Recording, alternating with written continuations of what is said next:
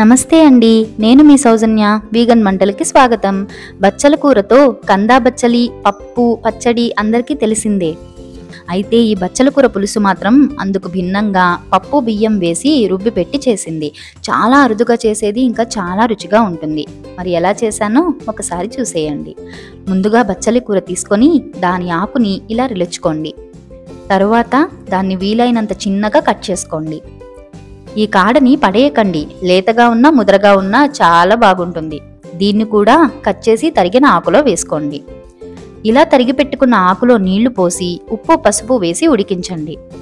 ఈలోగా పులుసుకి మసాలాని వేయించుకుందాం. ఒక బాణ తీసుకొని అందులో 3 స్పూన్ల ధనియాలు వేయండి. తరువాత 2 స్పూన్ల శనగపప్పు, 2 స్పూన్ల మినప్పప్పు, 2 స్పూన్ల బియ్యం వేసి వేయించండి. ఇవి కొద్దిగా వేగాక మీరు తినే కారానికి తగ్గట్టు ఎండుమిరపకాయలు వేసుకోండి. నేను ఒక 6 ఎండుమిరపకాయలు వేశాను. తరువాత 1/2 టీ స్పూన్ జీలకర్ర, 1/4 టీ స్పూన్ మెంతులు కూడా వేసి వేయించండి. లాస్ట్గా కొద్దిగా ఇంగువ వేసి వేయించి చల్లార్చండి. ఆపై మిక్సీ జార్లో వేసి మెత్తగా పొడి చేసుకోండి. ఇప్పుడు బచ్చలు కూడా కొద్దిగా ఉడికింది. దీన్ని స్టవ్ ఆపేసి పక్కన ఉంచుకోండి.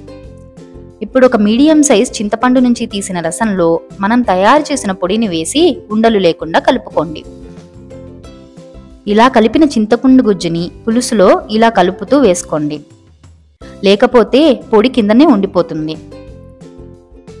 ఇప్పుడు దీన్ని ఒకసారి కలపండి.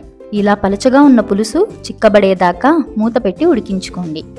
ఈలోగా మనం పులుసుకి తాలింపు పెట్టుకుందాం. ఒక కడాయి తీసుకొని అందులో 3 స్పూన్ల ఆయిల్ వేసి కాగాక 1/2 టీ స్పూన్ ఆవాలు, 1/2 టీ స్పూన్ జీలకర్ర, 1 ఎండుమిరపకాయ, కొద్దిగా ఇంగువ వేసి వేయించి మరుగుతున్న పులుసులో కలపండి. పులుసు కొద్దిగా దగ్గర పడిందండి. ఇప్పుడు ఇందులో చిన్న బెల్లం ముక్క వేసి కలిపి ఉడికించుకోండి. ఈ పులుసుని మీరు ఏ ఆకుకూరతోనైనా చేసుకోవచ్చు. అంతేనండి, ఎంతో రుచికరమైన బచ్చల కూర పులుసు రెడీ. ట్రై చేసి ఎలా ఉందో చెప్పండి. ఈ వీడియో కనుక మీకు నచ్చితే లైక్ చేయండి, షేర్ చేయండి. అలాగే మర్చిపోకుండా వీగన్ వంటలు ఛానల్ని సబ్స్క్రైబ్ చేసుకొని నన్ను సపోర్ట్ చేయండి ప్లీజ్.